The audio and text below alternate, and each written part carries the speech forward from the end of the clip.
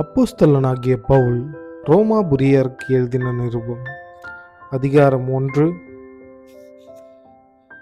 இயேசு கிறிஸ்துவின் ஊழியக்காரனும் அப்போஸ்தலனாகும்படி அழைக்கப்பட்டவனும் தேவனுடைய சுவிசேஷத்திற்காக பிரித்தெடுக்கப்பட்டவனுமாகிய பவுல், ரோமாபுரியில் உள்ள தேவ பிரியரும் பரிசுத்தவான்களாகும்படி அழைக்கப்பட்டவர்களும் ஆகிய அனைவருக்கும் எழுதுகிறதாவது, நம்முடைய பிதாவாகிய தேவனாலும் கர்த்தராகிய இயேசு கிறிஸ்துவினாலும் உங்களுக்கு கிருபையும் சமாதானமும் உண்டாவதாக.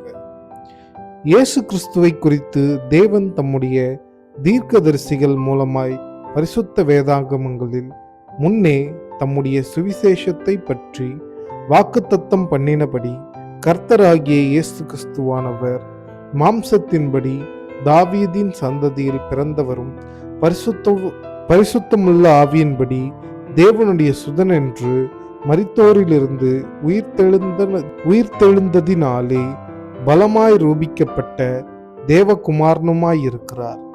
அவர் சகல ஜாதிகளையும் அவர்களுக்குள் இயேசு கிறிஸ்துவினால் அழைக்கப்பட்டவர்களாகிய உங்களையும் தமது நாமத்தின் நிமித்தம் விசுவாசத்துக்கு கீழ்ப்படிய பண்ணும் பொருட்டு எங்களுக்கு கிருபையும் அப்போஸ்தல ஊழியத்தையும் அருளி செய்திருக்கிறார்.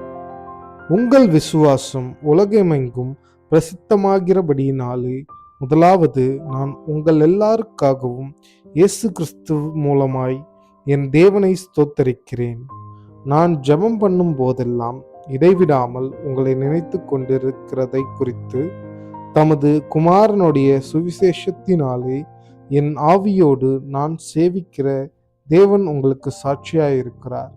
நீங்கள் ஸ்திரப்படுவதற்காக ஆவிக்குரிய சில வரங்களை உங்களுக்கு கொடுக்கும்படிக்கும் உங்களிலும் என்னிலும் உள்ள விசுவாசத்தினால் உங்களோடே கூட நானும் ஆறுதலடையும்படிக்கும் உங்களை காண வாஞ்சியாயிருக்கிறபடியினாலே எவ்விதத்திலாவது நான் உங்களிடத்தில் வருகிறதற்கு தேவனுடைய சித்தத்தினாலே எனக்கு நல்ல பிரயாணம் சீக்கிரத்தில் கிடைக்க வேண்டும் என்று வேண்டிக் கொள்ளுகிறேன். சகோதரரே, புறஜாதிகளான மற்றவர்களுக்குள்ளே நான் பலனை அடைந்தது போல உங்களுக்குள்ளும் சில பலனை அடையும்படிக்கு உங்களிடத்தில் வர பலமுறை யோசனையாயிருந்தேன். ஆயினும் இதுவரைக்கும் எனக்கு தடையுண்டாயிற்று என்று நீங்கள் அறியாதிருக்க எனக்கு மனதில்லை. கிரேக்கரும் மற்ற அந்நியர்களுக்கும் ஞானிகளுக்கும் மூடருக்கும் நான் கடனாளியாயிருக்கிறேன். ஆகையால் ரோமாபுரியில் இருக்கிற உங்களுக்கும் என்னால் இயன்ற மட்டும் சுவிசேஷத்தை பிரசங்கிக்க விரும்புகிறேன். இயேசு கிறிஸ்துவின் சுவிசேஷத்தை குறித்து நான் வெட்கப்படேன். முன்பு யூதரிலும் பின்பு கிரேக்கரிலும் விசுவாசிக்கிறவனோ அவனுக்கு இரட்சிப்பு உண்டாவதற்கு அது தேவ பலனாயிருக்கிறது. விசுவாசத்தினாலே நீதிமான் பிழைப்பான் என்று எழுதியிருக்கிறபடி விசுவாசத்தினால் உண்டாகும் தேவ நீதி விசுவாசத்திற்கென்று அந்த சுவிசேஷத்தினால் வெளிப்படுத்தப்படுகிறது.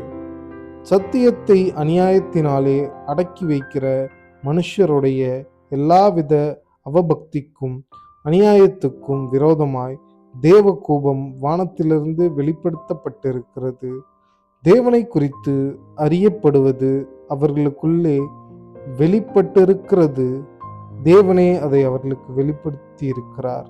எப்படி என்றால், காணப்படாதவைகளுமாகிய அவருடைய நித்திய வல்லமை, தேவத்துவம் என்பவைகள் உண்டாக்கப்பட்டிருக்கிறவைகளினாலே உலகம் உண்டானது முதற்கொண்டு தெளிவாய் காணப்படும். ஆதலால் அவர்கள் போக்கு சொல்ல இடமில்லை. அவர்கள் தேவனை அறிந்தும் அவரை தேவனென்று மகிமைப்படுத்தாமலும் ஸ்தோத்திரியாமலுமிருந்து தங்கள் சிந்தைகளினாலே பீனரானார்கள். உணர்வில்லாத அவர்களுடைய இருதயம் இருளடைந்தது. அவர்கள் தங்களை ஞானிகள் என்று சொல்லியும் பைத்தியக்காரராகி அழிவில்லாத தேவனுடைய மகிமையை அழிவுள்ள மனுஷர்கள், பறவைகள், மிருகங்கள், ஊரும் பிராணிகள் ஆகிய இவைகளோடு ரூபங்களுக்கு ஒப்பாக மாற்றினார்கள்.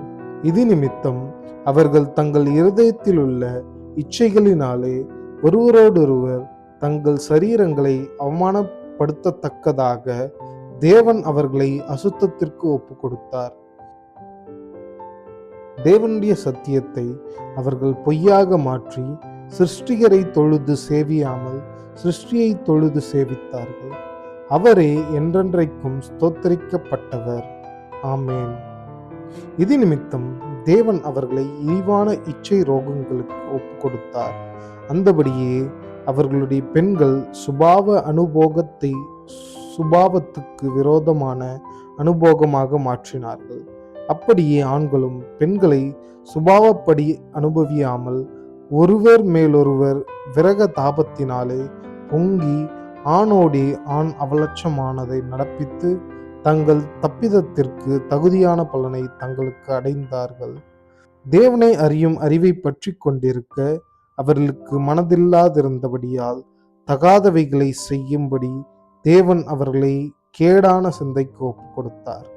அவர்கள் சகலவித அநியாயத்தினாலும் வேசித்தனத்தினாலும் துரோகத்தினாலும் பொருளாசையினாலும் குரோதத்தினாலும் நிறையப்பட்டு பொறாமையினாலும் கொலையினாலும் வாக்குவாதத்தினாலும் வஞ்சகத்தினாலும் வன்மத்தினாலும் நிறைந்தவர்களுமாய் புறங்கூறுகிறவர்களுமாய் அவதூறு பண்ணுகிறவர்களுமாய் தேவ பகைஞருமாய் திராகிருதம் பண்ணுகிறவர்களுமாய் அகந்தையுள்ளவர்களுமாய் வீம்புக்காரருமாய் பொல்லாதவைகளை யோசித்து பிணைக்கிறவர்களுமாய் பெற்றோருக்கு கீழ்ப்படியாதவர்களுமாய் உணர்வில்லாதவர்களுமாய் உடன்படிக்கையை மீறுகிறவர்களுமாய் சுபாவ அன்பில்லாதவர்களுமாய் இணங்காதவர்களுமாய் இரக்கமில்லாதவர்களுமாய் இருக்கிறார்கள்.